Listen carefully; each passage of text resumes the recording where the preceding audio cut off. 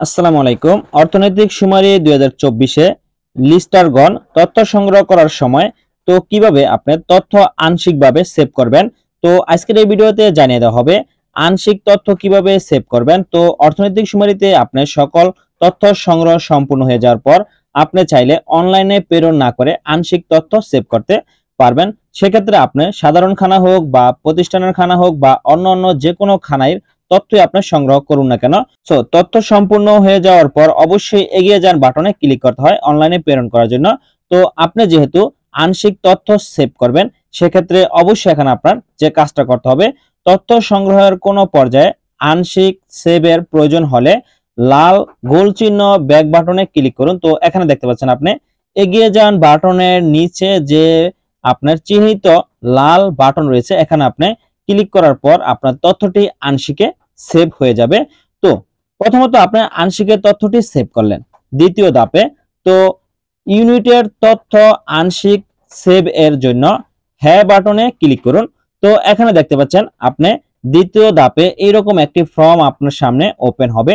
ফর্মটি আংশিক সেভ করতে চান, হ্যাঁ বা না বা এড়িয়ে যান। তো যেহেতু আপনি আংশিক তথ্য সেভ করবেন অর্থনৈতিক সুমারি 2024-এ, তো অবশ্যই আপনি এখানে হ্যাঁ বাটনে ক্লিক করতে হবে। দেন তারপর এখানে তৃতীয় ধাপে যে কাজটা আপনার সম্পূর্ণ করতে হবে, তো আপনার তথ্যটি সংগ্রহ করেছেন বা তথ্যটি আংশিকভাবে আপনি সেভ করেছেন, তো কিভাবে আপনি তথ্যটি খুঁজে পাবেন? সেক্ষেত্রে আংশিক খানা খুঁজে পেতে ড্যাশবোর্ডে গিয়ে চিহ্নিত অপশনে ক্লিক করুন। তো ড্যাশবোর্ডে যাওয়ার পর অবশ্যই এখানে দেখতে পাচ্ছেন আংশিক সংরক্ষিত খানা। তো এখানে আপনি লাল চিহ্নিত এই বাটনে ক্লিক করার পর আপনি তথ্যটি দেখতে পাবেন, আংশিক তথ্যটি, যে তথ্যটি আপনি সম্পূর্ণ করেছিলেন।